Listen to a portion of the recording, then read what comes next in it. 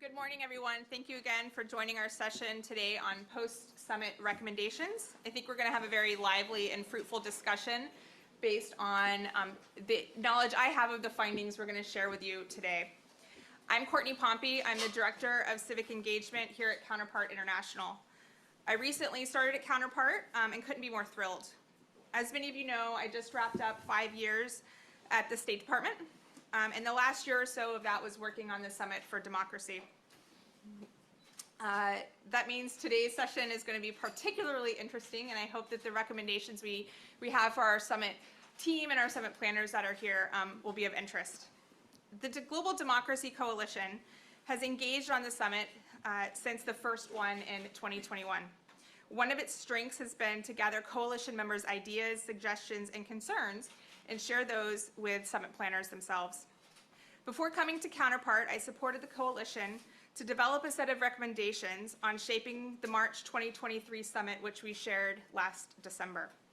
Today, we're focused on what happens after the Summit, and we're delighted to hear from our panel today, who will present recommendations generated through a survey, a series of focus groups, and a tabletop brainstorm exercise conducted yesterday both here in Washington, D.C. and in Brussels.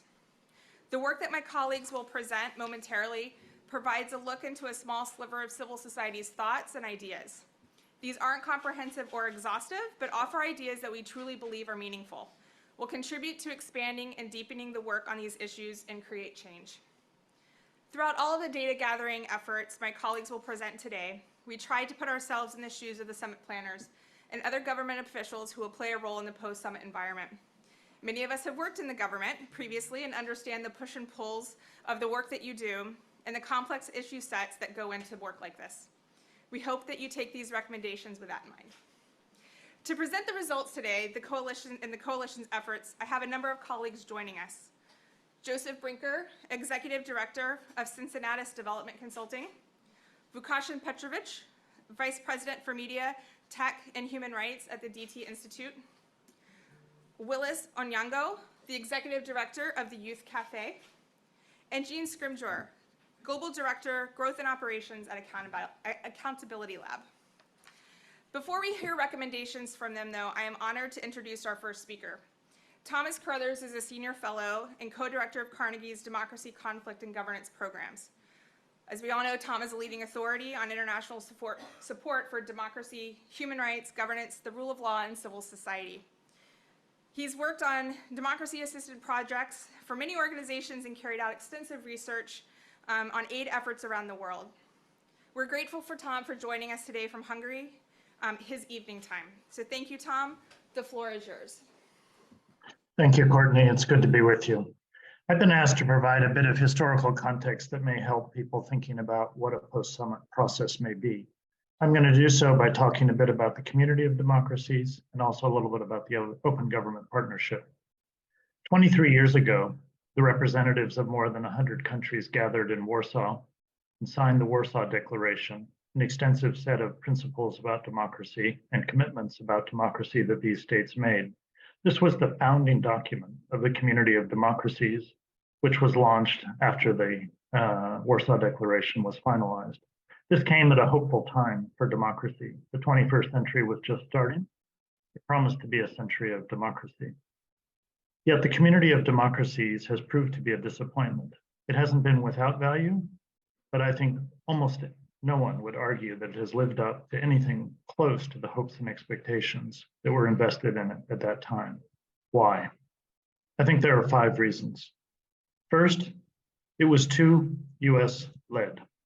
The United States developed the idea and the plan without including other countries, other governments, very extensively in the process of thinking and planning, and they felt left out, they felt detached, and ultimately alienated from the process. We see that in who led the major democracies, whether it was Germany, Japan, India, South Africa, Brazil, were largely absent from the thinking and planning that went into the community of democracies process and what followed. Who were the governments who led community of democracy biannual summits after that? Mali, Mongolia, Lithuania, El Salvador, Portugal, all valuable countries, but not major democracies. Second, permissive membership. Over 100 countries signed the Warsaw Declaration. Many of them were autocracies, whether it was Algeria, Venezuela at the time, actually many other countries. Maybe that was okay given the hopeful moment and the expectation that these countries might move down a democratic path. But over time, the continued inclusion of undemocratic governments in the community of democracies was highly erosive. Third, no clear focus of the work. When they got together every 2 years, representatives of the governments in the community of democracies didn't really know what they were there for, either in terms of the theme, democracy, it's a big topic, what are we really doing here? Or in the process, what are these meetings supposed to create in terms of a process? Fourth, a very weak secretariat, at least initially. The secretariat wasn't established until 9 years after the Warsaw Declaration. And I would say only 8 years after that, in 2017, did it really gain leadership under Thomas Garrett that really has proven effective. But even today, the Secretariat, as near as I can tell from the website at least, only has 7 employees. A weak organization. That's 23 years after the initial declaration. And finally, civil society was not much included. Even today, civil society organizations are not in the governing council of the community of democracies. We compare this to the Open Government Partnership, and I don't mean to hold up OGP as perfect. I don't think it's perfect, but I do think it's much more valuable. It's telling that there's a recent book about the OGP, quite a substantial and interesting book. There's no book on the community of democracies. It would be a very thin volume indeed. Why? Look at the 5 things that I mentioned, not US-led in the same way. The United States played a fundamental role in the establishment of OGP, but on the day it was announced, President Obama stood with the president of Brazil to announce it. And from the beginning, other democracies were an essential part of creating the OGP. And the OGP survived the Trump years when the United States basically went inactive in OGP and showed that it could do fine, in a sense, without the United States. Secondly, the membership is less permissive. The response policy that states have to answer to leads to some countries being suspended, Azerbaijan, for example. So membership is not as permissive as the COD. Third, it has a fairly clear focus, both in terms of theme, open government, in terms of process, action plans, commitments, follow-up, consequences. Fourth, a strong secretariat. The Secretariat of OGP today has more than 60 full-time employees. I'm not saying numbers are everything, but it's a good start if you want to be effective. It's led by an international statesperson, Sanjay Pradhan, who really has some real consequence in international circles and has led the Secretariat in a very effective way. And fifth, a major role for civil society. In the steering committee of OGP are civil society organizations. They're integrally part of the governance of the organization. So to conclude, I'd say that whatever our thinking is about a post-summit process, if we wanted genuinely to think about creating something that would last, we would have to answer these 5 questions. Who is really leading? Is the United States playing too predominant a role? And what is the transition to a less dominant role really going to look like? What is the membership really going to be? How permissive? Third, what really is the focus in terms of both theme and process? Fourth, if there's going to be a secretariat, is it going to be a serious secretariat? When is it going to be established? Who's going to pay for it? And who's going to staff it? And fifth, there needs to be a significant role for civil society in the actual governing of whatever happens from the beginning in an integral way. Hope that's helpful. A bit of a fast tour, but the organizers asked me to touch a bit on the ancient history, but bring it forward to today. Thanks for asking, Kourtney. Look forward to the rest of the meeting. Great, thanks so much, Tom. Next, I would like to turn to our panel. Joe Brinker is the Executive Director of Cincinnatus Development Consulting and has spent the last several weeks surveying and hosting focus group discussions with GDC members to gather their feedback on their ideas for the post-summit process. Joe, the floor is yours. Thank you, Kourtney, and thank you to everyone who's joining this discussion. While I pull up my PowerPoint, I also want to thank Tom, because I think that he'll see in the presentation that there are a lot of echoes from his observations in what I've been able to gather so far from my work. maybe before I discuss the background information, I should also just note a little bit about the timeline here.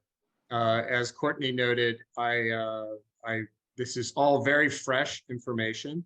The survey was just closed last Friday, and the focus groups were actually conducted last week. So we're still working through this information, and we're still in the process of gathering more. And that's one of the things we're really hoping to get out of this session is more insight into what we've already seen, and maybe challenges to what we've picked up, and questions. And then also things that we might have missed that we also need to emphasize. We're very much still in the process of Joe? pulling this. Go ahead. Sorry to interrupt you. Can you start the presentation on the PowerPoint so we can see it a little clearer? I thought it was started. No, it's You got it now? yes. Perfect. Thank you. Okay. So anyway, as I was saying, we're very much in the process of still gathering this information, and so yesterday I was in the brainstorming sessions, and that was very interesting. It adds to the information we're gathering. Much of it confirmed some general threads that we're seeing emerge as to what the possible way forward might be. And that is really what this is all leading up to. Is I've been tasked with writing a report that is intended to feed into the upcoming second Summit of Democracy, but then really with a view towards what might happen after that. And we hope that the report can provide valuable recommendations that can guide where things might go. So looking at the first slide, just to give you some background, we had 48 GDC member responses to the survey.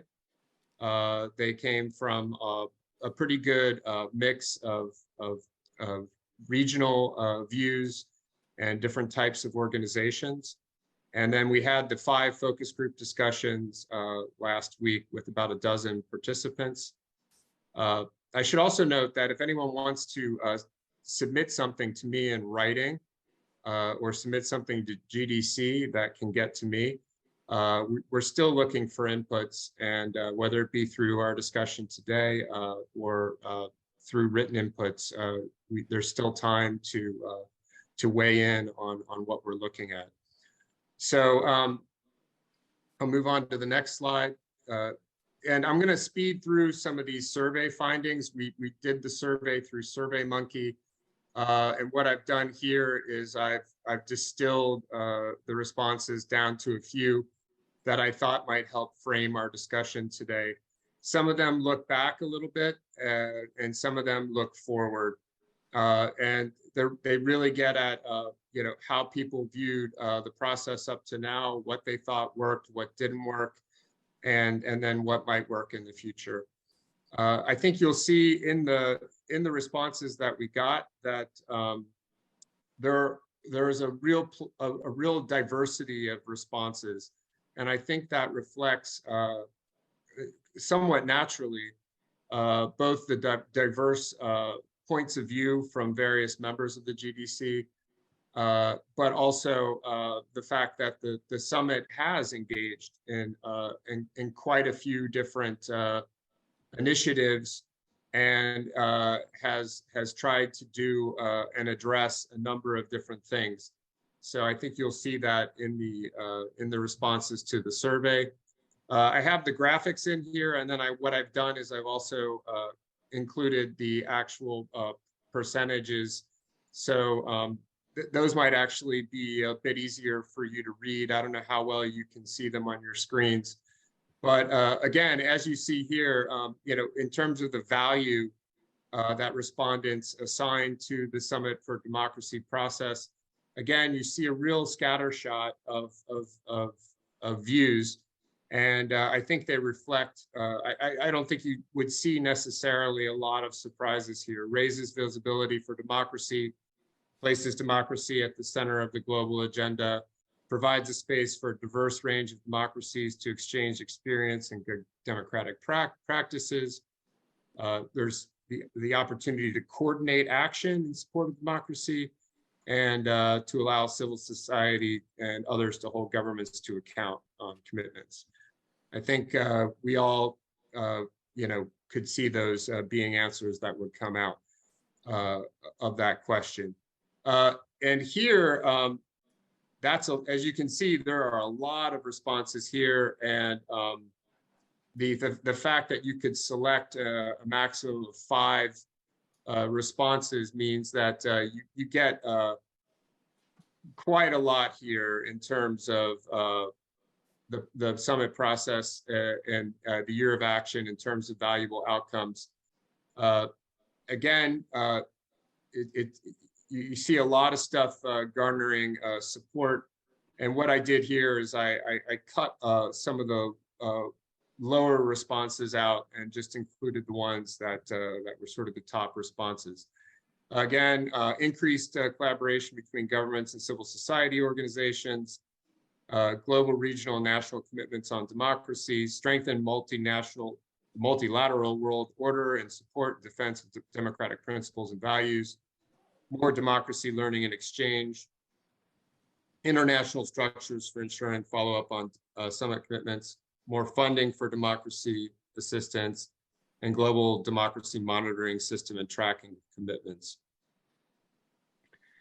In terms of raising awareness and increasing the commitment for implementation in the respective areas, this is a cohort question. How effective were the cohorts? And here, I think this also probably reflects many people's experience. I think in having the focus group discussions, there was probably a bit more of a view that the cohorts have been less effective than this fairly strong, somewhat effective response here. But then the focus group discussions may have been a bit more self-selecting, and that people were participating who had stronger points of view. But I think there's a thread here for the cohorts. And I think this was reflected in what I heard yesterday at the forum, that there's many things that can be built on for the cohorts to go forward, and why they might not have addressed everyone's hopes and dreams, that there's been some effect, and there's a desire for continuance. And in terms of how respondents viewed reasons why there was a lack of effectiveness, again, you see a real scattershot, again, because there were options to supply multiple answers.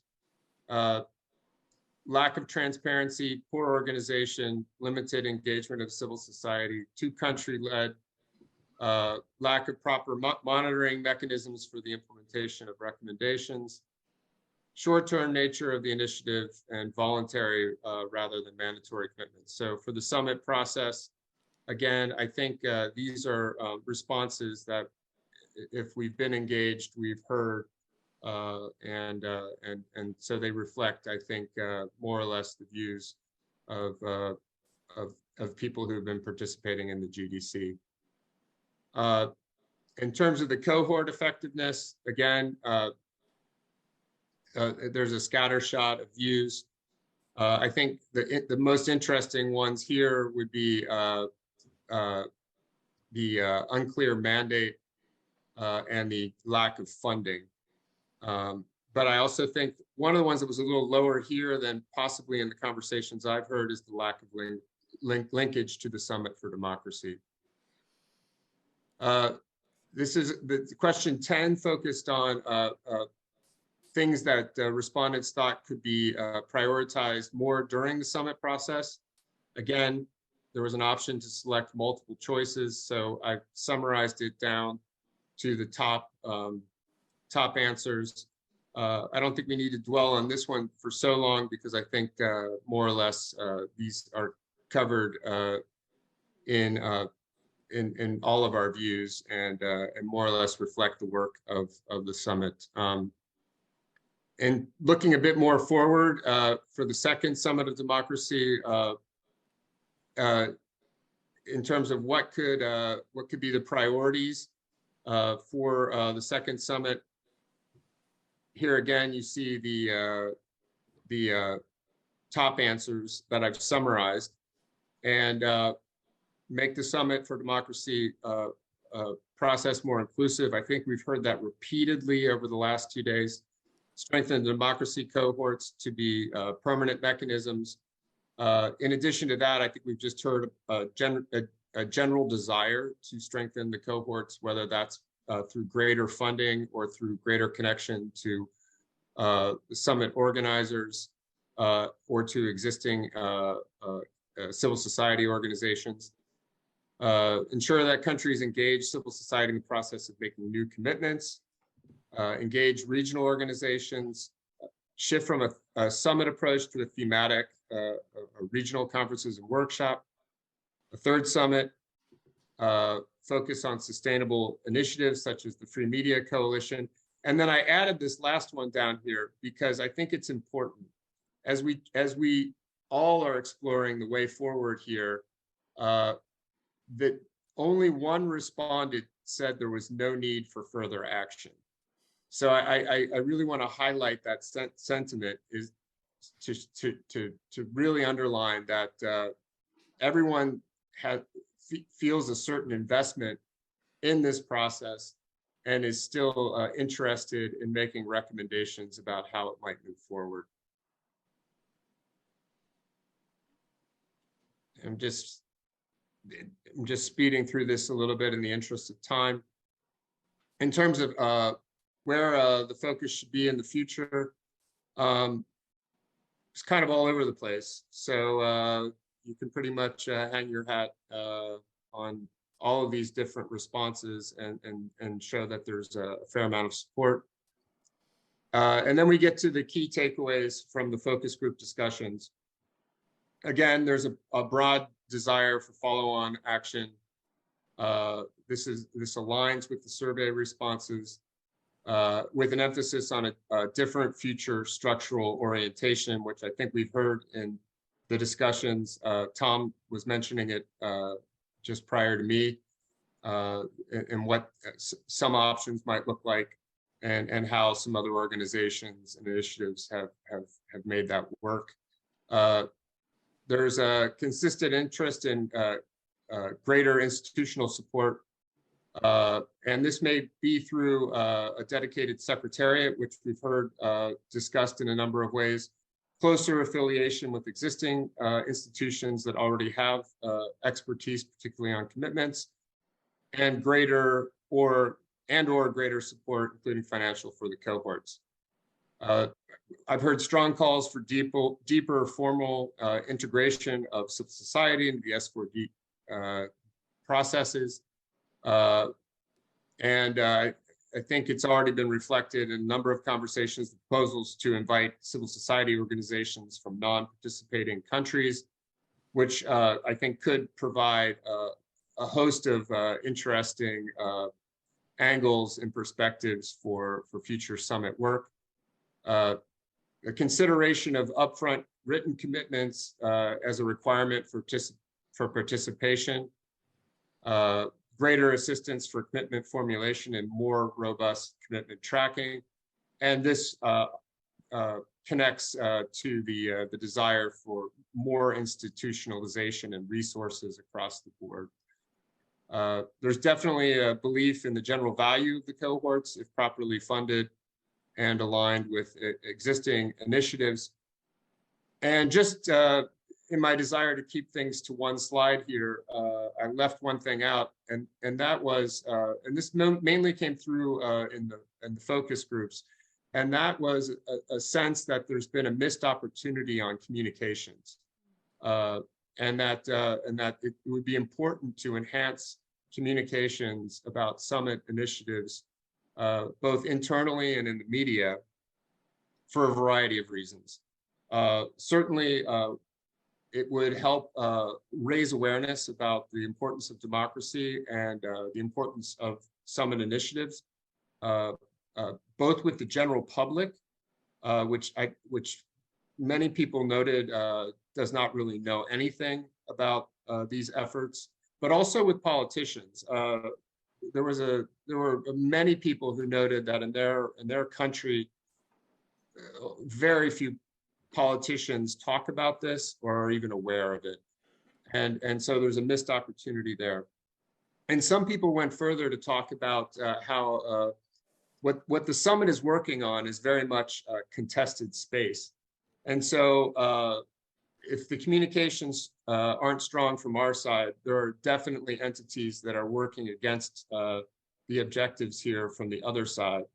And so if the communications aren't strong coming out of this process, they're going to be further reduced, whatever they may be, from that contested space.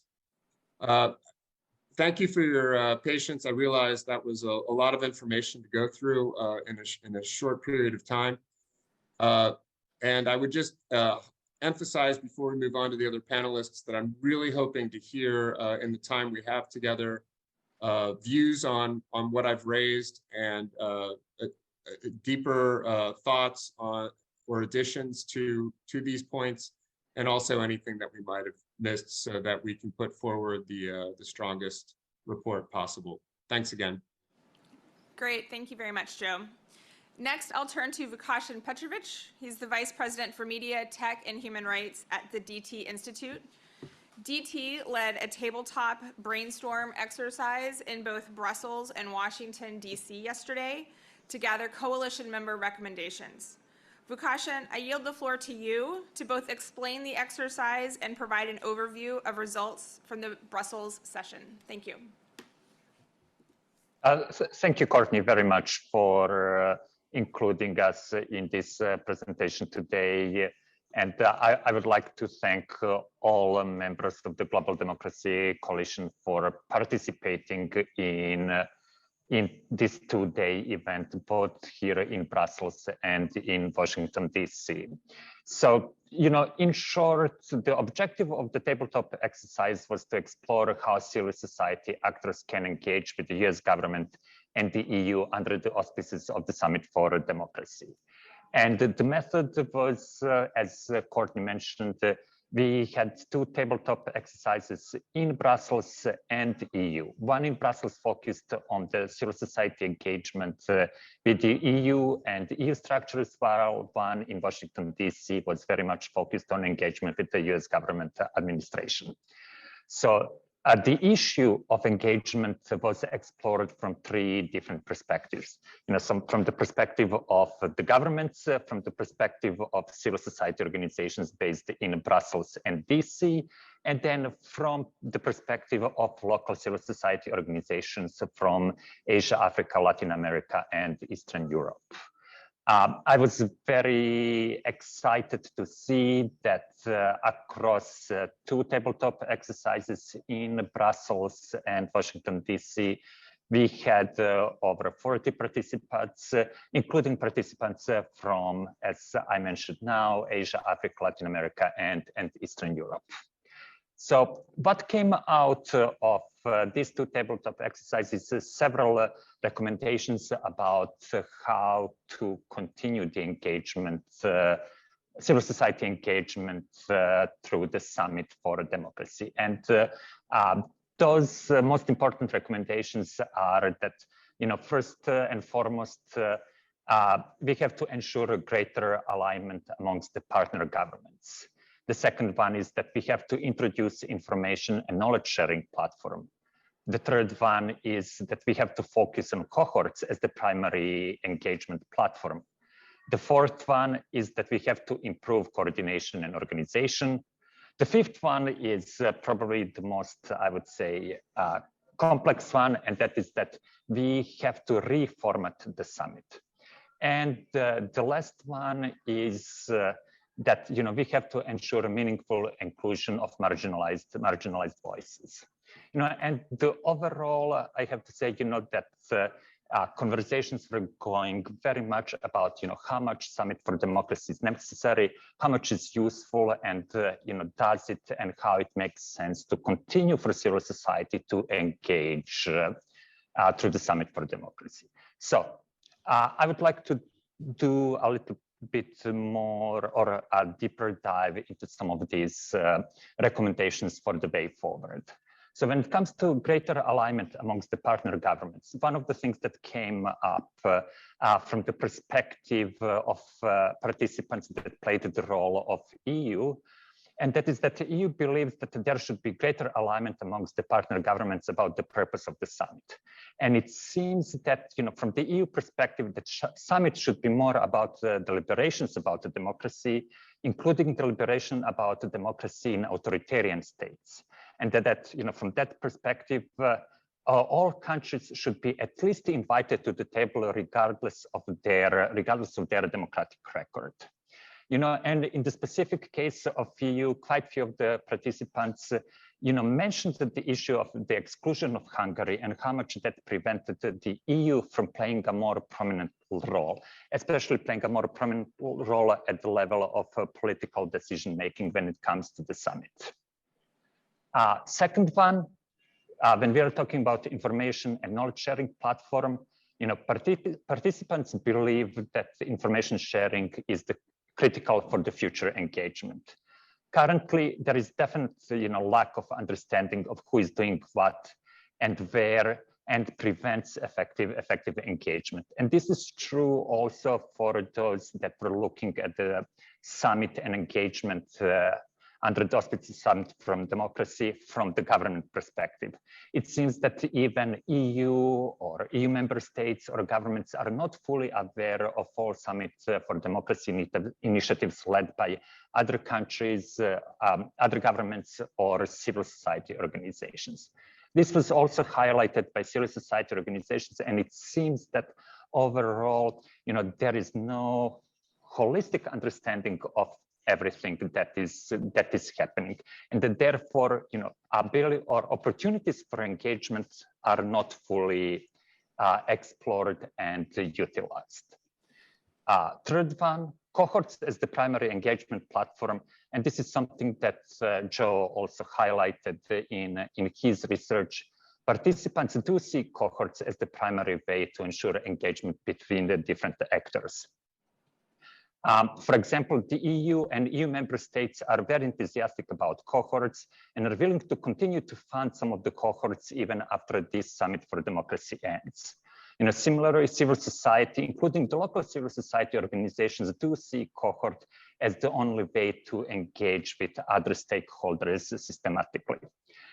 Depending from cohort to cohort, there were some great examples of how cohorts are coming up with very concrete products or concrete solutions that can have life after the end of the summit. Youth cohort was named as one of those that can serve as an example, where work under this cohort produced model commitments that governments can use, and it's producing quite few of knowledge products that can be used years after the summit is over. Next one, as I mentioned, is meaningful inclusion of marginalized voices.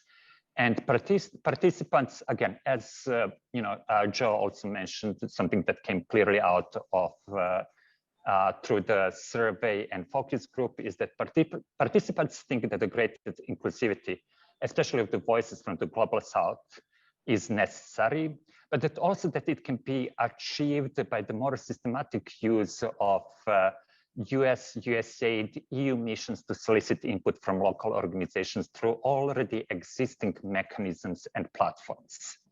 Also, there's a feeling that greater participation and inclusion can be reached through ensuring that each cohort has a global north and global south co-chairs and civil society representation from all different parts of the world, and that funding for the cohorts and other platforms should include funding for human rights defenders and civil society activists from different parts of the world to travel and participate in international forums and cohort meetings.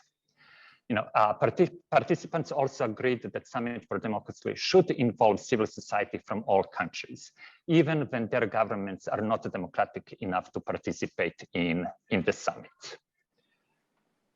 Next conclusion was focus on coordination and organization. And again, if summit was to continue, there is a feeling that there should be more order and that there should be reformatting to allow for greater communication between the cohorts and bring more diverse subset of opinions and conversations driven by Global South into the work of the cohorts and into the work of whole summits. It seems that one of the major recommendations is that while work within the cohorts is great, there is very little exchange of information between the cohorts, and there is very little conversation about how work of different cohorts fits and helps others. And there is no holistic, I would say, discussion about how all these different lines of work within cohorts contribute to a greater effort. As I mentioned, the work under cohorts should be systematized again, more across the whole portfolio, including, for example, work on model commitments, knowledge products, flagship initiatives. And flagship initiatives is something that came up, as the way to systematize and to action work of the cohorts in the post-summit process. Flagship initiatives in terms of, for example, after the first summit, Power by the People as a flagship initiative that came out of the first Summit for Democracy is now working towards ensuring systematic support to social movements. Digital democracy is another example of flagship initiative that came out of the last summit. And the thinking is that each and every cohort could and should come up with this type of flagship initiatives that will have life long after the Summit for Democracy is over. Reforming of the summit, as I mentioned, this is something where the EU and US participants disagreed, and while the US, while the most of the participants at the US side believed that summit should not continue, at the EU side, most of the participants believed that Summit for Democracy should continue. But one thing that all agreed is that that summit has to be reformatted and that work on democracy promotion should rely more on existing processes and increase funds and energy to make those existing processes work. And again, this is something that is coming, also through surveys and focus groups that rather than inventing new processes, existing platforms and processes should be used and empowered to serve this purpose of deliberation and discussion about how to make democracy promotion and more effective. So open government partnership was mentioned, UN Universal Periodic Review was mentioned as platforms where civil society and governments can engage. Also, community of democracies was mentioned. And moreover, it was noted that all countries should also think about the state of democracy, I would say, inside, both domestically and internationally. That when it comes to commitments to advancing the democratic agenda internationally, it's not just US who should have and who should commit to advancing democracy internationally, but that also other countries should have both domestic and international commitments. So overall, as I mentioned, participants felt or believe that Summit for Democracy is not necessarily, but it's useful. And few things that came out that I wanted to highlight is that while discussion and similar discussions about democracy promotion could be facilitated through existing mechanisms, and while we should focus on investing to strengthen existing bodies to facilitate these discussions, Summit has provided an action forcing event. It effectively helped galvanize the work and thinking about democracy promotion and drew attention to the work that we are doing, which these other processes haven't been able to do. So last year and this year and the whole year of action, despite the fact that it was not necessarily 12 months long, but 9 months long, has galvanized the community to think about what to do next. And some of the participants mentioned that as importance and the value of the summit, that it helps us galvanize our thinking and our collaboration on democracy promotion. And the other note that I would like to highlight is that one of the things that democracy activists are increasingly facing is pessimism towards them, and that one of the biggest successes that authoritarians have done or made over the last 10 years is to portray change makers as alien, as not part of their societies. So having a global democracy summit where the work of democracy activists is recognized and cherished and celebrated is important to continue work that we are doing and to continue encouraging people to continue work on democracy promotion, very often in very adverse circumstances. Great, thanks so much, Vukasin. Next, I would like to invite Willice Onyango to share his experiences from the Brussels session that he attended. Willice is the executive director of the Youth Cafe, a multi-award winning youth organization with its regional headquarters in Nairobi, Kenya. The Youth Cafe is Africa's largest convening community of professionals harnessing youth advocacy, policy, and research for social impact, with over 3,500 member organizations and nearly 1 million individual members. Willice is the author of the Kenya Youth Manifesto and is an accomplished author. Willice joined the Brussels Forum in its entirety, took part in the Youth Democracy Cohort meeting, and attended the Brussels tabletop exercise that Vukasin and DT Institute led. We welcome you to share any new recommendations that came from your session yesterday, Willice, as well as any thoughts that you may have as a youth activist from Kenya on a post-summit process. The floor is yours. Thank you so much, Kourtney, for that gracious introduction. It is an honor and a privilege indeed to join the rest of distinguished experts in this panel and share some of our experiences taking part in the preparatory processes of the Summit for Democracy here in Brussels that have been happening for the past couple of days. I have been part of, as colleagues from DT Institute mentioned, Vukasin, very interesting sessions that are, trying to bring surface ideas and recommendations with respect to how post-summit processes might look like.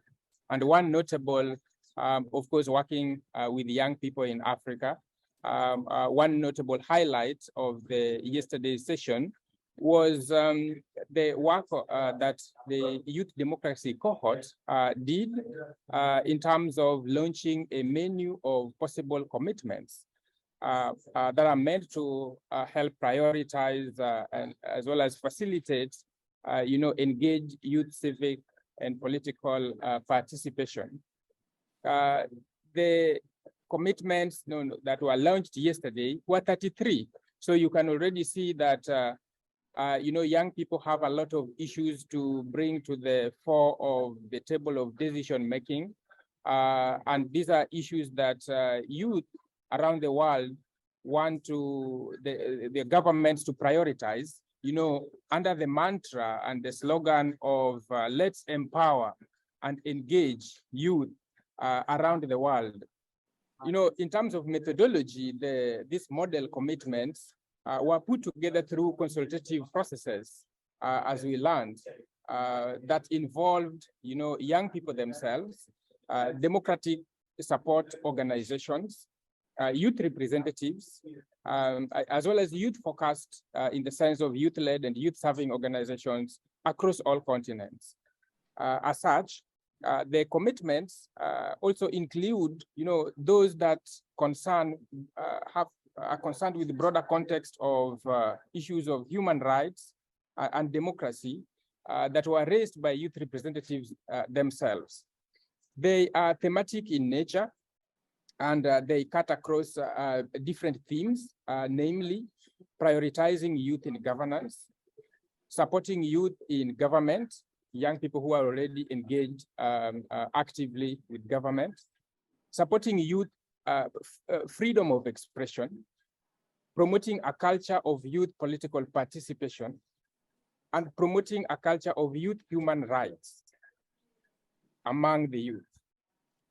You will see that the diversity, of these areas reflect the current state of affairs with respect to youth engagement, and that of their active participation in political discourses around the world.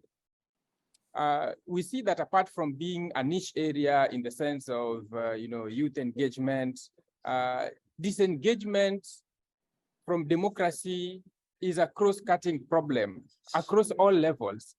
And this resonates so well with me because we just came from an election in Kenya where if the youth formed a single voting bloc, they would have the power to determine who the next president would have been in the country. And we see this in Nigeria, that they just concluded elections in Nigeria, of the increasing apathy and disengagement of young people from political processes. Therefore, these menu of recommendations come at a very ideal time for governments to consider post the summit. And I'll just go through a highlight of some of them. So with regards to prioritizing youth voices in governance, why do we need to do this? Because 50% of the world population is under the age of 30. However, young people are conspicuously absent from political institutions and decision-making bodies. So in terms of how we might, prioritize youth voice in governance, there are a number of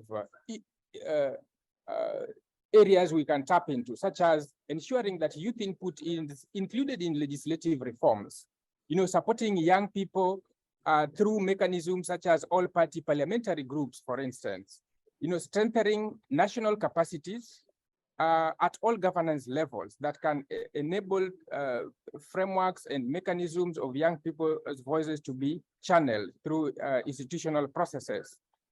Creating, particularly, and colleagues have also mentioned this, funding mechanisms that are innovative and can reach young people at local level and thereby support the policies that are developed and are suggested by young people themselves. When it comes to supporting young people who are already in government, why is this important? We find that governments, political parties, and administrations are currently regularly accused of being gerontocratic, which means they are filled with older people to the exclusion of young people. And this rules across the globe.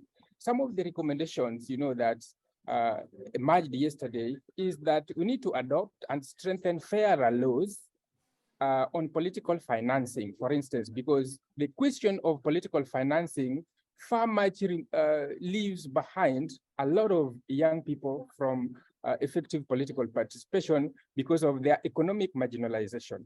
And this is true in Africa, where we are actively working, and also true across the world.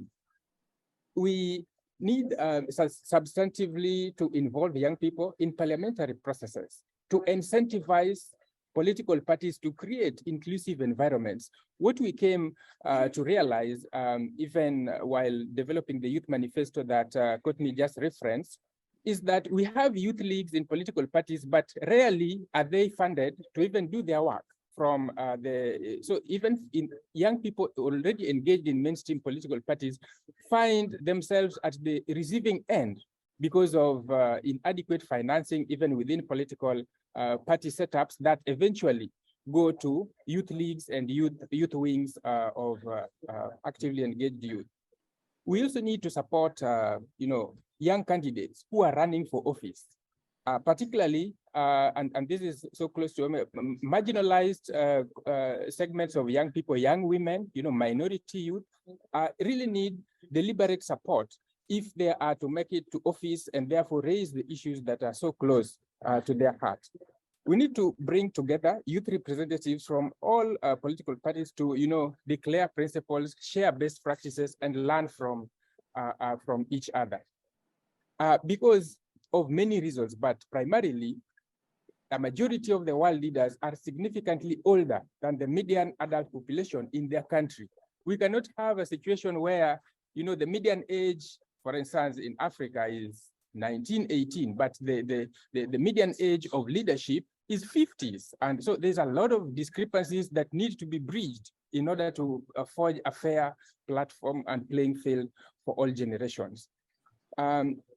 With regards to supporting youth freedom of expression, we find that today's younger generations are more dissatisfied with democracy as it is currently constituted in comparison to the adults who, are the supporters of the current status quo. As a result, this generation participates less in elections, yet they are active and are knowledgeable, about democratic processes.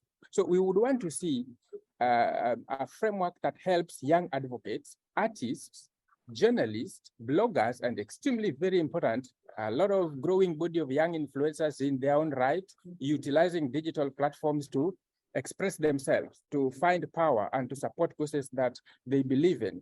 We also want to see promoted youth access in regards to voting that facilitates the access to acquisition of identity cards, because we cannot talk about citizenship in a framework where young people living in migrant communities, refugee youth do not have a chance to exercise their franchise, as it were.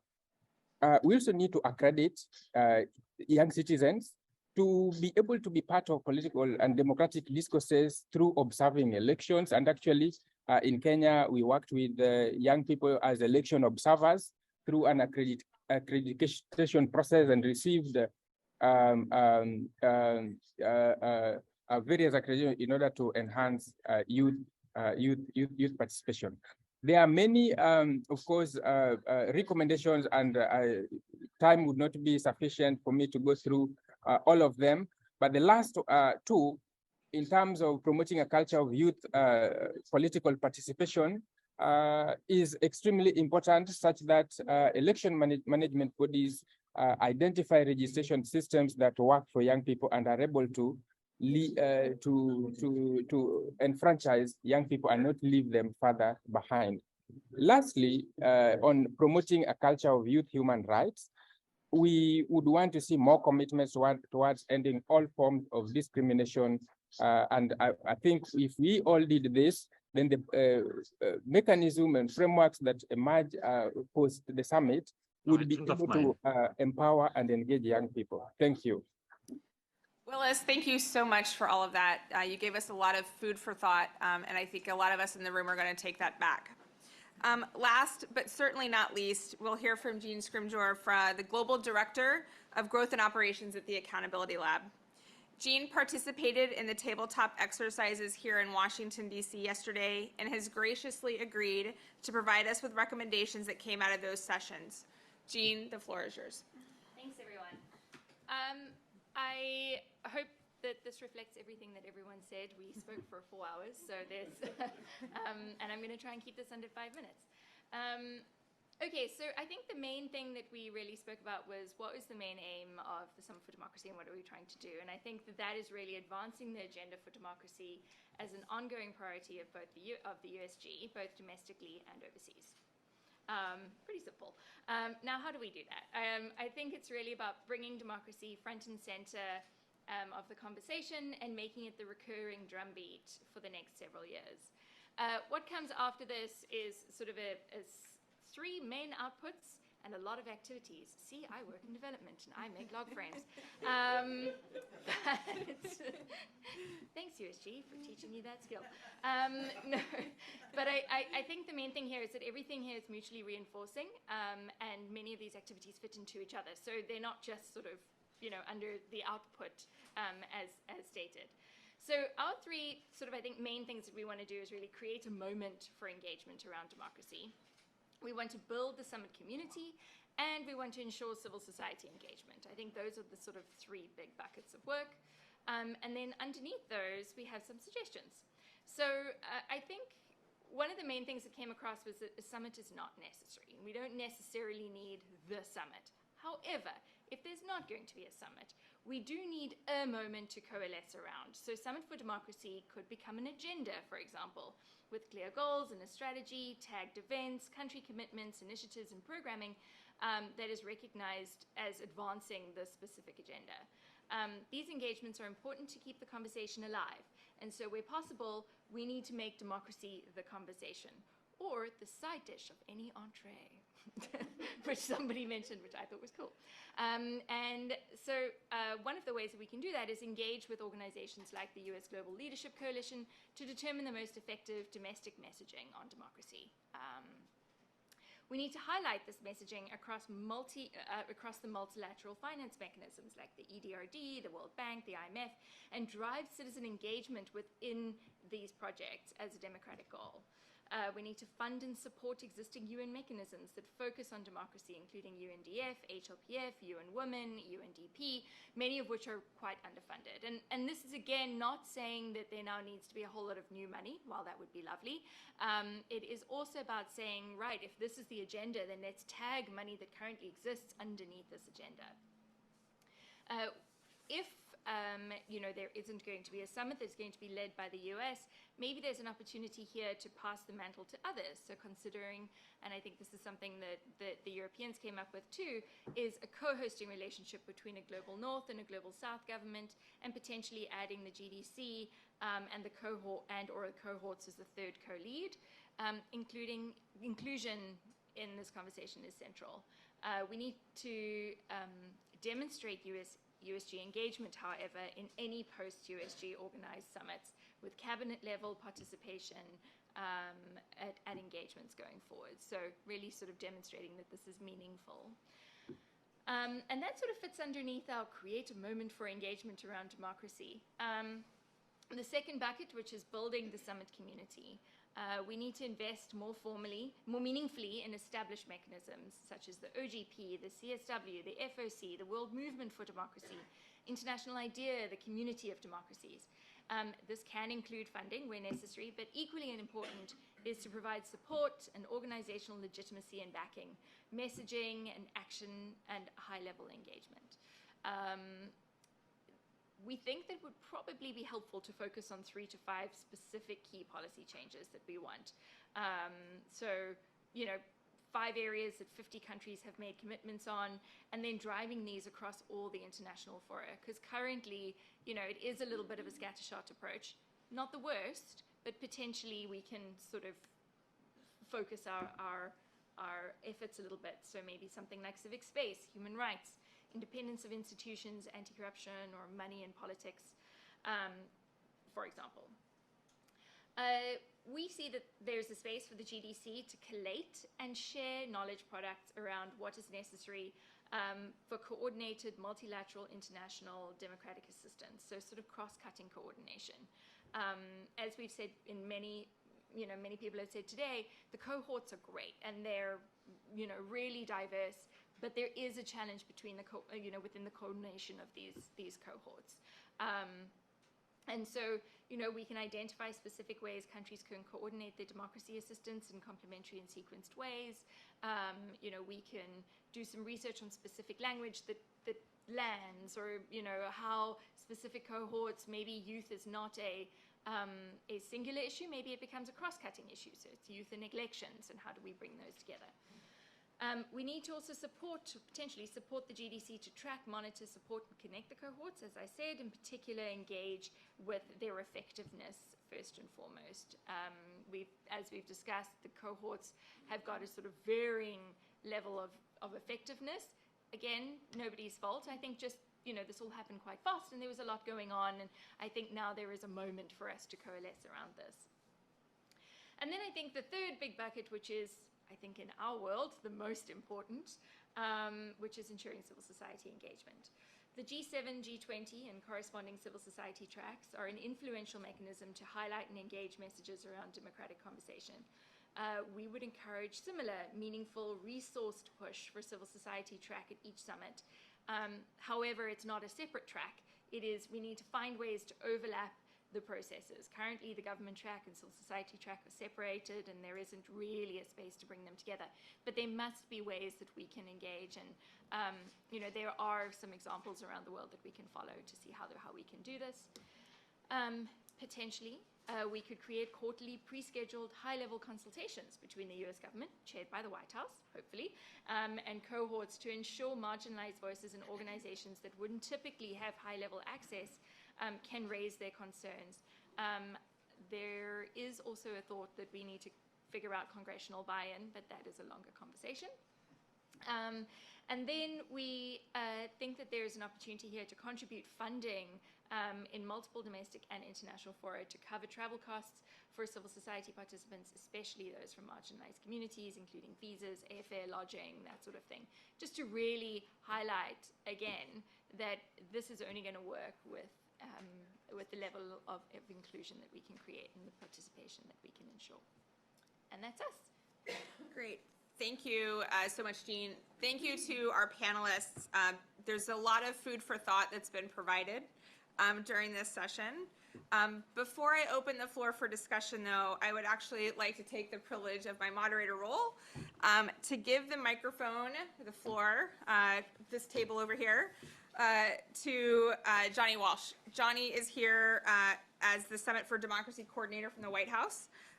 He spoke with us yesterday, so thank you for taking the time and being here with us today, and would love to give the floor to you for a few moments. Great. Thank you so much, Kourtney. I'm entirely extemporizing here and didn't even really ask to speak.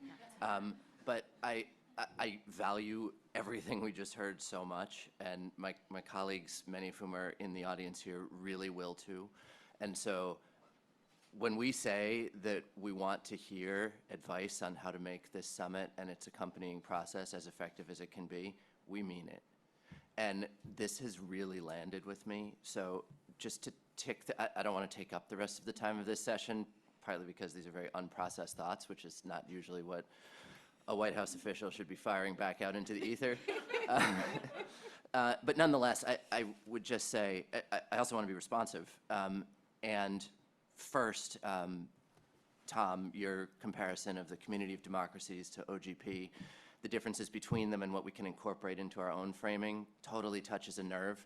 I don't anticipate that the immediate next step is going to be something as bureaucratized as OGP, but we've had our own discussions about how do you make this exercise more enduring under a variety of scenarios. And there's a lot that is not quite ripe to discuss yet in the nature of, U.S. government deliberations, et cetera, et cetera. But there's a lot to discuss soon, and I think internally we share a strong interest in finding the right way for this process to continue, and for it to continue without depending on the United States. And there's a lot of reasons for that, but you can see the 5 co-hosts absolutely as a step in that direction. I think virtually everybody in our system would like to see more steps in that direction. Joe, it's great to see you, first of all. The data you presented is so helpful. Maybe this touches across the other panelists collectively. I think the hive mind of what's worked and what hasn't has been pretty much spot on in terms of the value of this, to me at least, being, yeah, absolutely, it's an opportunity for coordinated international action. It's like the value of the summit is not exactly the summit itself. Its value is like a deadline, a focus point, a conversation starter that raises democracy a bit on the international agenda, and it just creates a platform for governments and civil society to work together, governments to work with each other, to try things that might not otherwise have reached the top of their agenda. it kind of reminds me how this whole thing, to me, and I'm like sort of looking out at the eyes of others who've been planners in this, including yourself, like this has been pretty experimental. And the first one was very experimental. I mean, we put it together somewhat quickly. I would stand by most of what we put together. It certainly wasn't perfect. The second version, which is to come, is kind of a refinement of the experiment we ran in December of 2021. And now I think we've heard lots of things about how we can take, you're right, like a not strictly necessary, but a useful exercise and make each part of it better. That really lands with me on the cohorts. From all this feedback, I feel just unbelievably emboldened about how to treat the cohorts. First thing I would say is that itself was a civil society recommendation or emerged from our own civil society discussions. It was not our idea, but there was a light bulb moment that a lot of us had when it came up in one of those discussions before the first summit. I'm both delighted at the life that it took on in the year of action, and I share every one of the suggestions, critiques about how it could be better, more regimented, God willing, better funded, and how it could feed more systematic. Like, now that we've seen that this is valuable, let's think about how it can feed more systematically into a larger, coherent process that has a larger, more coherent agenda. And that point that came up across several speakers, that like, future such exercises would do well to kind of focus the agenda, I think is right. We have always struggled, forgive me, I know I'm skipping around here, but we have always, I don't know if struggle is the right word, we're keenly aware of the tension between covering all of the issues that like warrant serious treatment in something that you call a summit for democracy, and the need to like be focused and like get specific things done on a manageable number of those things.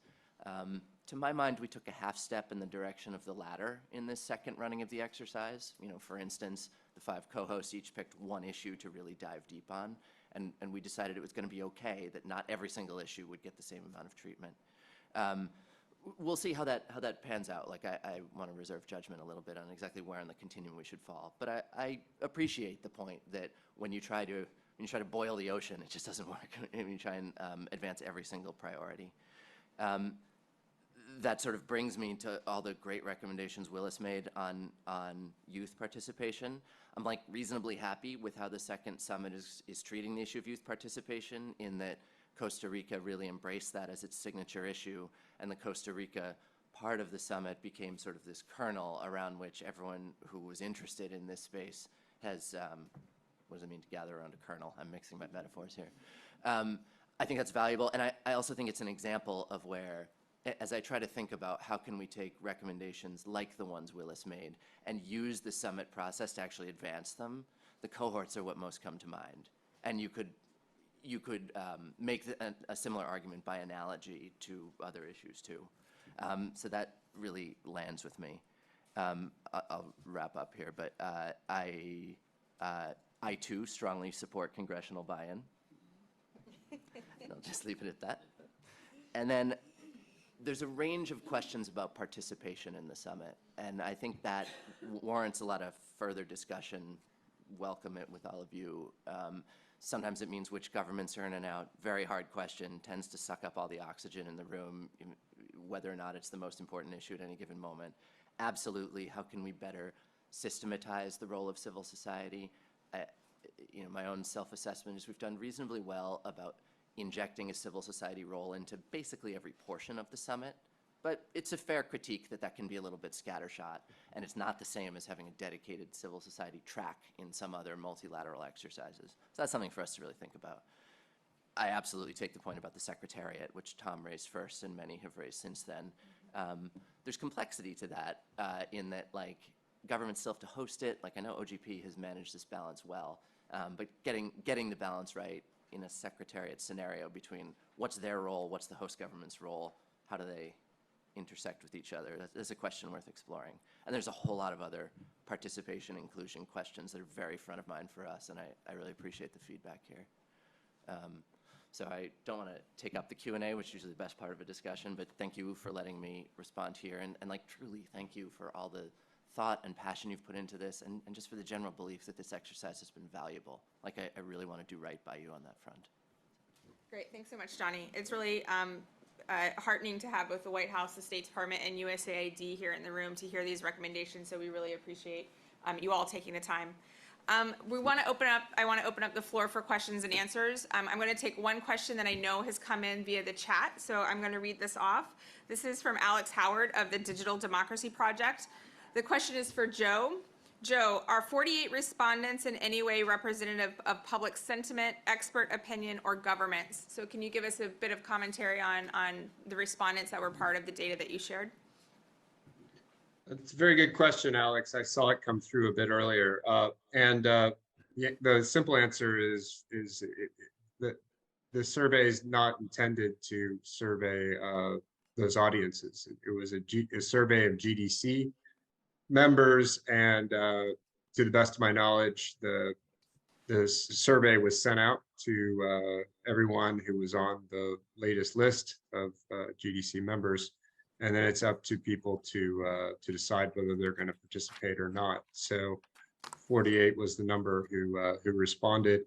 It's a fairly good number based on my understanding of the overall list that the survey was sent out to. So it's pretty good.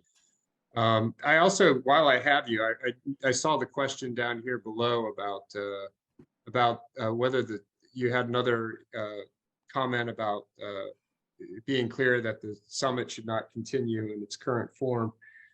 And that's something that came up in some of the discussions yesterday about what exactly that means when we hear that sentiment. And that sentiment has come up. It came up in a number of the focus group discussions that I had. And I think it's really a tricky question of semantics, because I think you can get hung up on maybe the current process not continuing. And I think there are questions there about evolution. And there are some dangers to saying, well, the summit shouldn't continue, because a lot of people who say that will then say in the same breath that they want something to continue. And so I think you have to take a step back sometimes based on what I've heard so far, and be clear about the fact that the summit filled a lot of needs and created a push, and in some ways might be the definition of necessary but not sufficient. At some point, it needs to evolve into something else. But I think from what I've heard, we have to be a bit careful about saying, well, X should not continue. Instead, we should have something else, because then we could be waiting around for that something else for a long time. There's a moment here from what I'm hearing, and it's probably when we start discussing it, there's a sense that, yeah, it's better to build on what we have than maybe to start entirely over. So I just wanted to address that other question you had in there. Great, thank you so much, Joe. I think we have a few moments for one or two questions from the audience. So if there's anybody that has a question for any of our presenters, or if even our presenters have questions or wanted to make comments, we'll try to get a few minutes for that as well. But if there's any questions from the audience, we'll start with that first. Feel free to raise your hand, and Jonathan can get a mic to you. Jonathan, do you mind giving the mic to Peter? And please just state your name and where you are coming from, which organization or embassy that you might be representing, just so we're all aware. Thank you so much. Peter Kvist from the Embassy of Sweden. Thank you to you, Kourtney, and all the panelists. It's been a great discussion. So I think one of the great things about the Summit for Democracy process has been its inclusivity, with so many countries participating, really representing democracy in all its forms on a global scale. But it's also been a challenge, of course. We've seen plans change a little bit from a in-person summit to a virtual summit. And as I was saying to someone in the corridors before, if the US can't pull off a 110 heads of states and governments in-person summit, I think it's difficult for the rest of us. At the same time, I appreciate the suggestions for kind of working through the agenda through the cohorts, but also that type of kind of top-level injection of energy is really important to galvanize, to put the spotlight on these issues. So I was wondering if there are any reflections on how to kind of balance this more agenda that we're talking about that's a bit more focused on specific topics, smaller groups, and still have that kind of top level energy, the political leadership coming in at some point with such a broad group and such diversity. Thanks. Thanks, Peter. It's a great question. Any of our panelists want to take a shot at responding to that, or Johnny, I think there might even be some that might come to you too. Anyone? I mean, I can just say, like, I mean, just speaking from the group and the conversation that people had yesterday, I think that was one of the main things, is how do you ensure really meaningful USG participation? And I think from our side, we were saying, great, it doesn't necessarily need to be a summit led by the US. But please make sure that the US participates and brings some really high-level people so other people come.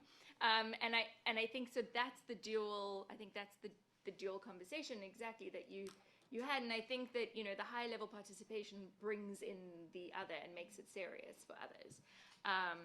But I think the US has done this relatively well in a number of fora, like the OGP and like other things that the US has set up from, you know, in the first place. So I don't see it as an impossibility. And then I think it's just sort of really about collective will.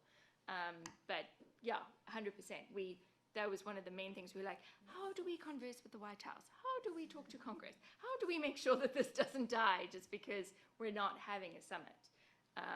So if a summit is what is required to have that moment, then that's what we need to do. But if we can do it without a summit itself, how do we still ensure that others? I think that was pretty universal across the group yesterday. The one here in DC for sure. Yeah. I don't know if anybody in our Zoom screens wanted to respond or have any thoughts to that. Vuk, I would like to. Look, and I think one of the major critics of criticism of the summit is that leadership part of the summit is very much divorced from the working group cohorts and more operational work. And I would say if we really want to harness the energy of both practitioners, academics, policymakers, and leaders, we need to make summit and main events of the summit more inclusive for these different stakeholders. So we want to follow the suggestions. It's not just about ensuring that many different countries participate in the leadership of the summit. It's that events around the summit feature both high-level politicians and leaders and civil society activists together. And then that is the setting in which we can harness and motivate and encourage that the collective energy to further promote and again encourage democracy, support for democracy promotion and further democracy work across the globe. Great, thanks. Vukasin. Joe, I see your hand raised. Hi, thanks. Yeah, I would very strongly echo what Vukasin just said with respect to inclusion. And I think sometimes when you start talking about greater inclusion, there's a fear that you're watering things down. And I don't think that's the case with this particular call to inclusion for two practical reasons. One, if it's just rooted in better and formalized communication, then that's one great way to make it happen. And then there needs probably now to be more formalized channels for inputs from civil society. And I think that that's another way to facilitate inclusion while at the same time addressing the equally important call to have greater focus going forward. I would also note that I think we're at a point where there's definitely a need to widen the leadership, the ownership of leadership. And while at the same time, I think from what I've heard, it's sometimes from the same people, there is this expressed need to keep U.S. engagement. There's a real value to having the U.S. engage in this initial thrust and then to remain committed while at the same time sort of widening. And I think we're at that point now. And it sounds to me from what I'm hearing, that's kind of the direction we're headed in. Great, thanks. In the interest of time, and since we started a little bit late and we still have a little bit more to go, I'm going to wrap up the session. Thank you to our panelists. Thank you, Tom, again, for joining us from Hungary and for providing some historical perspective. Thank you, Johnny, for making a few remarks. Thank you to both our U.S. government colleagues that are in the room, as well as representatives from other embassies who are hearing this and may be willing to take back some of these recommendations as they think about what the Summit for Democracy means for them and what their role in it can be as well. So thank you very much, and we will transition to our next panel. Thanks so much.